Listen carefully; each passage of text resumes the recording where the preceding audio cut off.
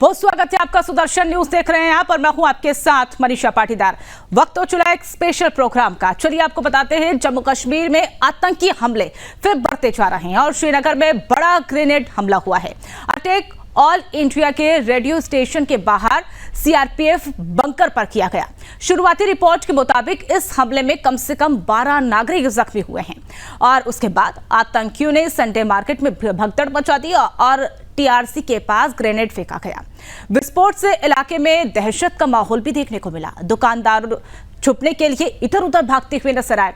श्रीनगर में लाल चौक के पास हर रविवार साप्ताहिक बाजार लगता है जिसमें बड़ी संख्या में लोग इकट्ठे होते हैं और हमले में घायलों से श्री महाराजा हरि सिंह हॉस्पिटल में घायलों को भर्ती करवाया गया। एसएमएचएस की चिकित्सा अधीक्षक डॉक्टर शौकत ने कहा कि घायलों को 8 पुरुष और महिला इसमें शामिल बताई जा रही है। सभी की हालत अभी स्थिर है और हमले के बाद जांच के लिए कश्मीर पुलिस के विशेष अभियान समूह को भी तैनात कर दिया गया। वहीं हमलावरों को पकड़ने के लिए पुलिस और अर्धसैनिक बलों को मौके पर भेज दिया गया। अब आपको ये भी बताते चले कि बीते रोज अनंतनाग और श्रीनगर के खानयार में भी सुरक्षा बलों और आतंकियों के बीच जोरदार मुठभेड़ हुई जिसमें 3 आतंकियों के मारे जाने की खबर मिल पा रही थी। मारे गए आतंकियों में पाकिस्तान स्थित लश्कर-ए-तैयबा का एक सीनियर कमांडर भी शामिल था जो बड़ी वारदात को अंजाम देने के लिए इलाके में एक घर में छिपा हुआ बताया जा रहा था। लेकिन अब सवाल यह है कि आखिर लंबे समय से आतंकवाद घाटी में वापस कैसे कर गई? क्या इन तमाम आतंकी साजिशों के पीछे की वजह क्या है? इन सभी के जाने की कोशिश हमारे खास मेहमानों के साथ करने वाले हैं।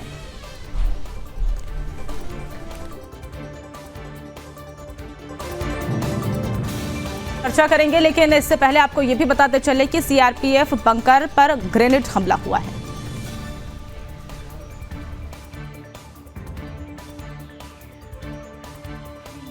चलिए अब आपको ग्राफिक्स के माध्यम से समझा देते हैं। 16 अक्टूबर को अब तक जम्मू कश्मीर में आतंकी हमले हुए हैं।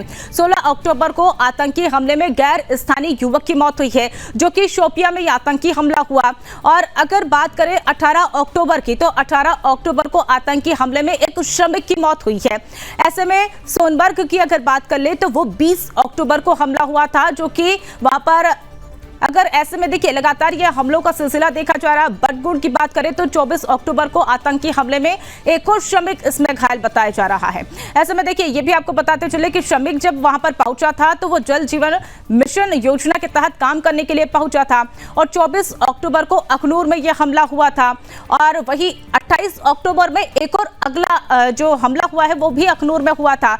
बड़गांव में 1 नवंबर को यह हमला हुआ जो कि आतंकी हमले में यूपी के 2 श्रमिक इसमें मारे गए। श्रीनगर शहर और अनंतनाग में 2 नवंबर को यह हमला हुआ। संडे मार्केट यानी कि आज 3 नवंबर को आतंकियों ने ग्रेनेड से हमला किया। करीब 1 दर्जन लोग इसमें घायल बताए जा रहे हैं। तो लगातार 16 अक्टूबर से अब तक जो है ये हमला हुआ है और ये भी आपको बताते चले कि जम्मू कश्मीर में आतंकी हमले लगातार हो रहे हैं और इसी बीच अब लगातार 16 से 3 नवंबर तक हो रहे हैं।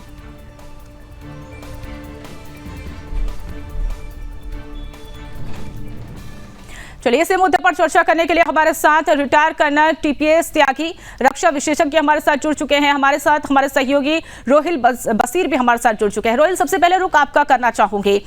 देखिए लगातार हमले हो रहे हैं जम्मू कश्मीर में, लगातार आतंकियों का आतंक देखने को मिल रहा है, लेकिन करंट अपडेट की बात करें तो क्या वहां पर श्रीनगर में अब हालात कैसे बने हुए हैं?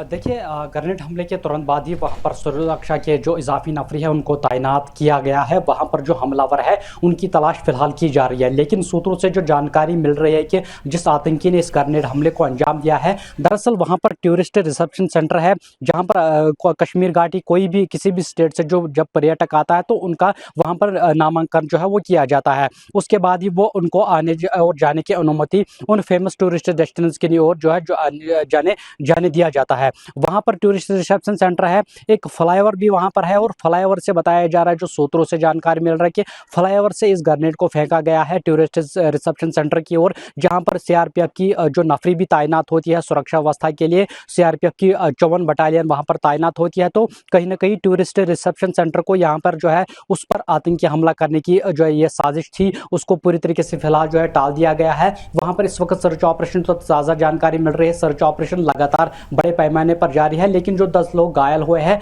उनको सिप्लेटर इंजरीज आई है, उनको एसएमएचएस हॉस्पिटल में भर्ती कर लिया गया है, जहां पर जो 4 लोग हैं उनको फिलहाल फर्स्ट एड के बाद जो उनको डिस्चार्ज हॉस्पिटल से किया गया है। लेकिन अभी भी 6 लोग जो है उनका इलाज जो है एसएमएचएस हॉस्पिटल में चल रहा है। लेकिन अगर देखा जाए जिस तरीके से कल हमने देखा कि लश्कर तैयबा आतंकी संगठन के बहुत बड़े टॉप कमांडर को श्रीनगर के खानियार इलाके में एक मुठभेड़ के दौरान मारा गया, तो बीते कुछ घंटों के दौरान ही ये एक और आतंकी गतिविधि जो है यहाँ पर देखने को मिल रही है। लेकिन जब से नई सरकार बनी है, जब से उमर अब्दुल्ला की सरकार बनी है, तब से कहीं ना कहीं ये आतंकवाद जो घटनाएं हैं उसमें काफी ज्यादा इजाफा जो है देखने को मिल रहा है। और अक्टूबर बिल्कुल रोहित, तो देखिए लगातार अब जम्मू कश्मीर में आतंकी हमले तो देखे जा रहे थे, लेकिन अब नई सरकार के गठन के बाद और आतंकी हमले बढ़ रहे हैं।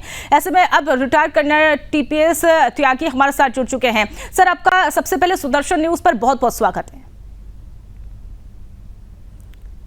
सर, आपकी आवाज नहीं मिल पा रही है, म्यूट है क्या?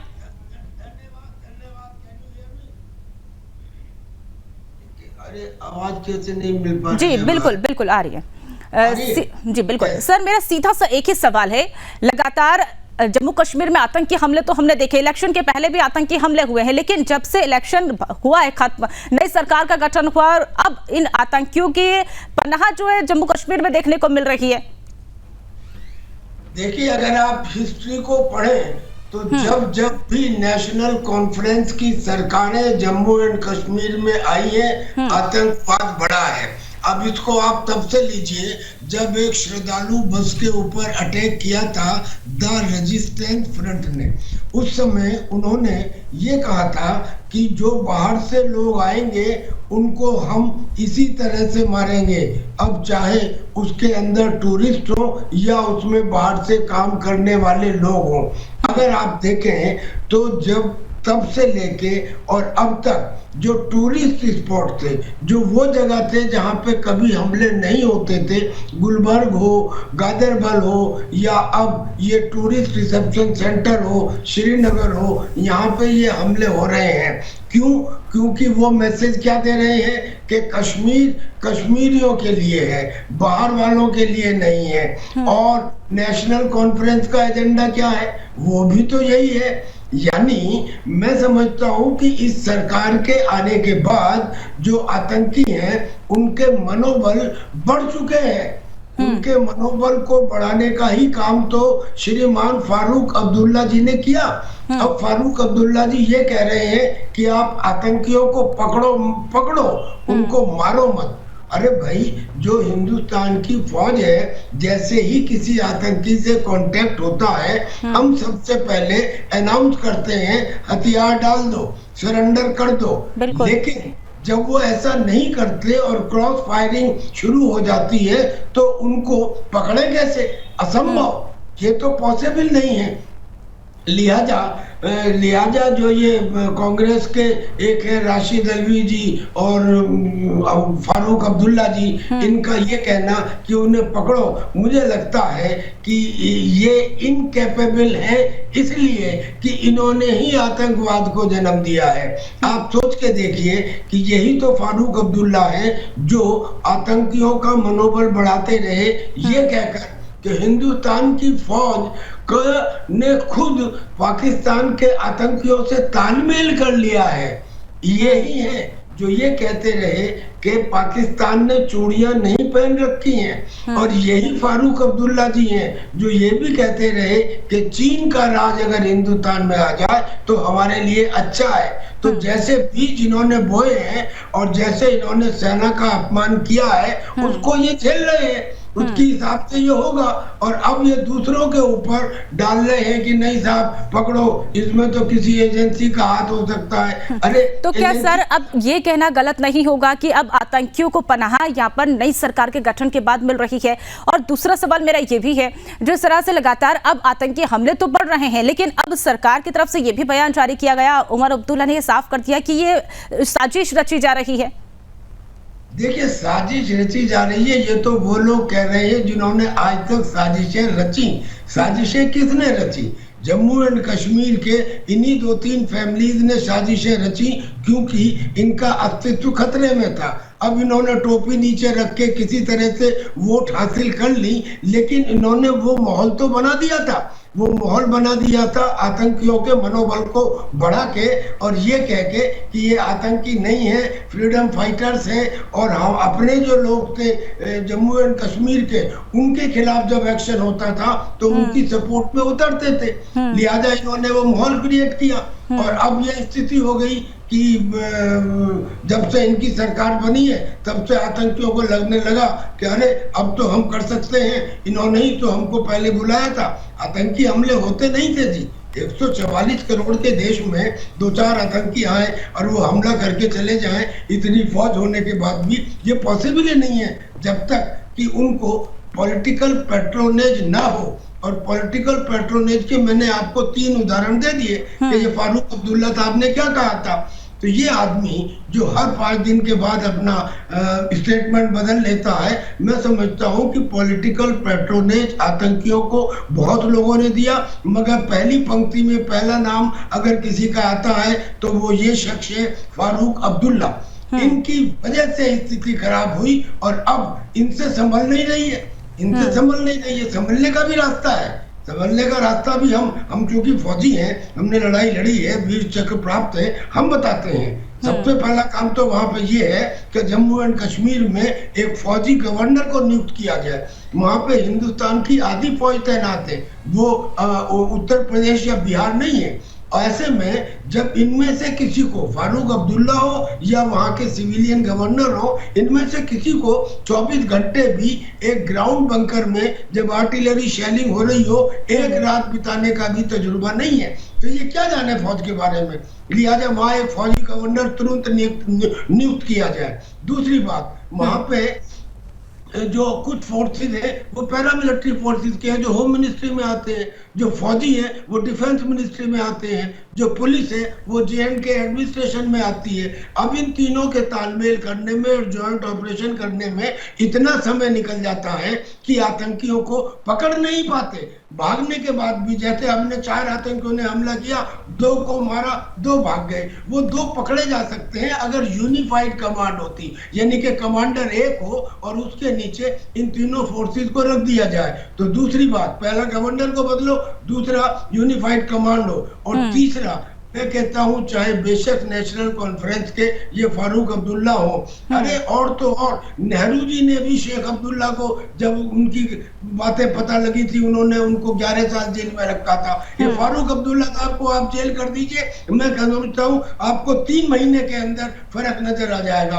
और चौथी बात ये कि अगर मेरे घर में आग लग जाए तो मैं फिर संविधान की कानून और धाराओं को पढ़ने नहीं जाता, मैं तुरंत एक्शन लेता हूँ। लिहाजा जैसे ही कोई एक्शन होता है आतंकियों की तरफ से, तुरंत उसके ऊपर स्टैंड ऑफ कैपेबिलिटी। बिल्कुल, तो देखिए आप लगातार यहाँ पर ये इंतजार तो हर किसी को है कि नई सरकार का गठन तो हो गया है, लेकिन अब आतंकी लगातार अपनी कोशिश यहाँ पर कर रहे हैं, लेकिन उन पर लगाम कब लगेगी ये देखने वाली बात होगी। आप हमारे सहयोगी रोहिल बशीर बने हुए हैं और रिटायर्ड कर्नल TS त्यागी सर बने हुए हैं। रोहिल, आपका रुख करते हुए, देखिए लगातार जो ये हमले तो हो रहे हैं, ऐसे में बयानों का दौर भी हम देख रहे हैं, लेकिन अब जब भगदड़ की स्थिति बन रही है, चूंकि ग्रेनेड बीच बाजार में अगर यहाँ पर फेंका जाता है, अब 10 लोगों के घायल होने की खबर तो मिल पा रही है, लेकिन अब जनता में भगदड़ ना हो, उन्हें शांत करवाने की कोशिश के लिए क्या वहां पर सुविधाएं देखी जा रही है, क्या सुरक्षा की दृष्टि से वहां पर व्यवस्थाएं की गई है? देखिए ये इलाका जो है वहाँ पर सुरक्षा का पहरा जो है 24 घंटे रहता है, क्योंकि टेररिस्ट रिसेप्शन सेंटर जो है इसके सामने है, जिस पर को निशाना बनाया गया था। इसमें वहाँ पर जो सुरक्षा के इजाफी नफरी जो है सीआरपीएफ की नफरी खासतौर पे वो तैनात होती है। लेकिन आज संडे था, वहाँ पर संडे मार्केट भी लगता है, वो उसके बीच में लाल चौक का इलाका है जो सबसे मशहूर लाल चौक है, तो इस वजह से लोगों की काफ़ी ज़्यादा भीड़ जो है इस संडे मार्केट में देखने को मिल रही थी। लेकिन जो ही ग्रेनेड हमला हुआ, जो वहाँ के जो शॉपकीपर्स है, दुकानदार है, वो महफूज स्थानों की ओर जो है वो भागने लगे, और साथ साथ जो वहाँ पर संडे मार्केट में लोगों की एक अच्छी खासी भीड़ जो है वो जमा हुई थी, उनको जम्मू कश्मीर पुलिस और अन्य सुरक्षा एजेंसीज ने धीरे धीरे करके दूसरे जो उसके रास्ते हैं वहाँ से निकाल दिया, और पूरी तरीके से इस इलाके को खाली कर दिया गया और सर्च ऑपरेशन शुरू किया गया। लेकिन जो वहाँ पर आई विटनेसेस है, जो वहाँ पर जो शॉपकीपर्स है, उनका ये कहना है कि जब कश्मीर घाटी में जो आतंकवाद जो है काफ़ी ज़्यादा जो तेज़ी से पनप रहा था, चाहे 90 की दशक की बात करें या उसके बाद की बात करें, तो उन्होंने कहा कि ये इलाका सबसे ज़्यादा सेफ जोन इलाका माना जाता था। आज तक कोई भी आतंकी गतिविधि जो है इस इलाके में नहीं देखने को मिली थी, लेकिन आज पहली बार उन्होंने इस तरीके की आतंकी गतिविधि जो है इस इलाके में देखी। तो साफ तौर पे आपको ये जानकारी दे दूं कि जो आतंकवादी है वो लगातार अब भीड़ भाड़ वाले इलाकों को भी नहीं बख्श रहे हैं, जहां पर बिल्कुल रोहित, तो देखिए भीड़ भाड़ वाले इलाकों को आतंकी अपना निशाना बना रहे हैं और अब ऐसे हमले लगातार यहां पर देखने को मिल रहे हैं। सर, आपका रुख करते हुए देखिए, अब लंबे अरसे के बाद जब घाटी में आतंकियों की वापसी देखने को मिल रही है, आतंकवाद अब लगातार बढ़ रहा है, लेकिन इन आतंकी साजिशों के पीछे की वजह क्या रह सकती है? आतंकियों के हमले की वजह जम्मू एंड कश्मीर में नेशनल कॉन्फ्रेंस है।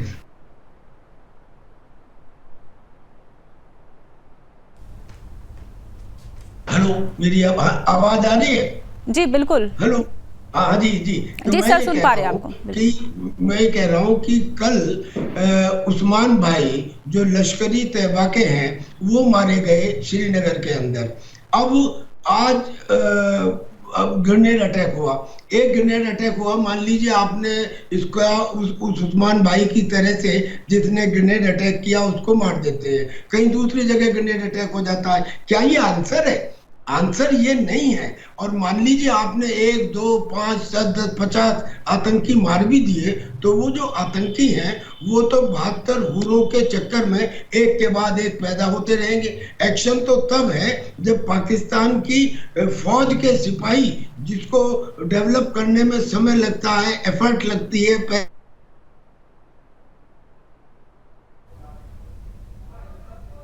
बिल्कुल प्लानिंग करनी पड़ेगी ना। हेलो हेलो बिल्कुल बिल्कुल सर, सुन पा रहे हैं। हाँ जी, तो पाकिस्तान के ऊपर असर तब पड़ेगा जब पाकिस्तान की फौज के ऊपर एक्शन लेंगे, और उसके ऊपर जो एक्शन लेना है, अब उसके दो रास्ते हैं। या तो ये कि हम 6 महीने तक इंतजार करें और फिर एक सर्जिकल स्ट्राइक करें, या ये कि जैसे ही हमला हो, कहीं भी छोटा बड़ा जैसा भी हमला हो, तो हम उनके एक आध लॉन्च पैड को या उनकी किसी एक आध पोस्ट के ऊपर तुरंत स्टैंड ऑफ कैपेबिलिटी का इस्तेमाल करें। स्टैंड ऑफ कैपेबिलिटी क्या है? हमारे पास आज अपाचे अटैक हेलीकॉप्टर हैं, हमारे पास राफेल है, यानी कि हम अपनी जमीन से में रहते हुए ही, एलओसी के अपनी तरफ रहते हुए ही अटैक कर सकते हैं। वो लोकेशंस के लैटिट्यूड और लॉन्गिट्यूड हमारे पास है।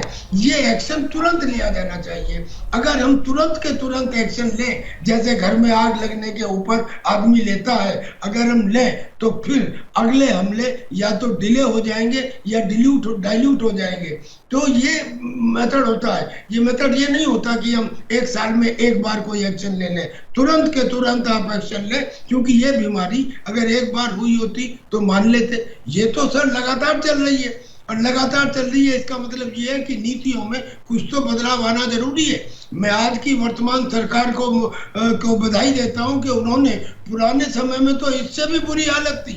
उस समय तो अगर हम आतंकी को पकड़ने जाते थे घर में, तो कोई घर वाला बोलता था सर्च वारंट लाइए, और जब तक सर्च वारंट लेके आओ उसे भगा देते थे। बिल्कुल सर, तो देखिए पुराने समय की अगर बात करें तो लगातार उस समय को बदलते हुए भी तस्वीरें हमने देखी, लेकिन एक बार फिर से वही दौर देखने को मिल रहा है जिससे जनता अब काफी परेशान हो रही है। अखिल बसीर भी बने हुए हैं, रिटायर कर्नल टीपीएस त्यागी सर भी बने हुए हैं। सर, मैं आपसे आपका रिएक्शन जो है वो पूरा लूंगी, लेकिन उससे पहले रोहिल आपका रुख करते हुए, लगातार देखिए ग्रेनेड हमले तो यहाँ पर हो गए हैं और ऐसे में अब अगर हम उन घायलों की स्थिति की बात करें तो उनकी स्थिति कैसी बनी हुई है और अब जनता में कैसा माहौल श्रीनगर में देखने को मिल रहा है? देखिए, ग्रेनेड हमले के तुरंत बाद ही जो जनता में जो है माहौल देखा जा रहा है, काफ़ी ज़्यादा डर उनमें देखा जा रहा है, क्योंकि जैसा कि पहले भी मैंने बताया कि पहली बार इस इलाके में इस तरीके की आतंकी वारदात जो है वो आतंकियों ने अंजाम दिया है। लेकिन अगर घायलों की स्थिति की बात करें तो उनको SMHS हॉस्पिटल में तुरंत भर्ती कर लिया गया था। 11 लोग अभी तक जो है घायल हो चुके हैं और 11 में से 6 लोगों को फर्स्ट एड के बाद जो है उनको हॉस्पिटल से डिस्चार्ज कर लिया गया है। लेकिन अभी भी 5 लोग ऐसे घायल हैं जिनका इलाज जो है SMHS हॉस्पिटल में चल रहा है। वहीं अगर बात करें जम्मू कश्मीर पुलिस के जो सीनियर अधिकारी है IGP कश्मीर पुलिस VK बिरिदी, उन्होंने घायलों से मुलाकात की। हॉस्पिटल में वो खुद गए, वहां पर घायलों से मुलाकात की और उनका हालचाल भी जाना। तो पूरी तरीके से अगर देखा जाए तो घायलों की स्थिति अभी बेहतर ही नजर आ रही है, क्योंकि उनको सिर्फ और सिर्फ स्प्लैटर इंजरीज आई थी जिसके कारण उनको इवैक्यूएट किया गया था SMHS हॉस्पिटल में। वही अगर स्थानीय लोगों की बात करें, जो शॉपकीपर्स की बात करें या वहां पर जो संडे मार्केट में जो भीड़ है उन या आई विटनेसेस की बात करें तो उनमें काफ़ी ज़्यादा दहशत का माहौल जो है वो देखने को मिल रहा था। वो काफ़ी ज़्यादा डरे और सहमे हुए थे, क्योंकि पहली बार इस तरीके की आतंकी कार्रवाई जो है इस इलाके में देखने को मिल रही थी। बिल्कुल रोहिल, तो देखिए आतंकी हमला जब होता है तो लगातार लाजमी है कि अब लोगों के मन में डर होना तो लाजमी है, लेकिन अब वो डर को कैसे सरकार निकाल सकती है वो देखने वाली बात होगी। फिलहाल आप हमारे साथ जुड़े, तमाम जानकारी साझा की, इसके लिए बहुत बहुत धन्यवाद। Retired colonel TPS Tyagi ji, माफी के साथ अब समय मुझे इतनी इजाजत देता है, आप हमारे साथ जुड़े, चर्चा का हिस्सा बने, उसके लिए बहुत बहुत धन्यवाद। तो फिलहाल आप देखने वाली बात होगी श्रीनगर का, अब जो लगातार हमला देखने को मिल रहा था, लेकिन अब स्थिति कैसे शांत होगी इस पर हर किसी की नजर बनी हुई है। इस बुलेटिन में मेरे साथ इतना ही, आप देखते रहिए सुदर्शन न्यूज। जय हिंद।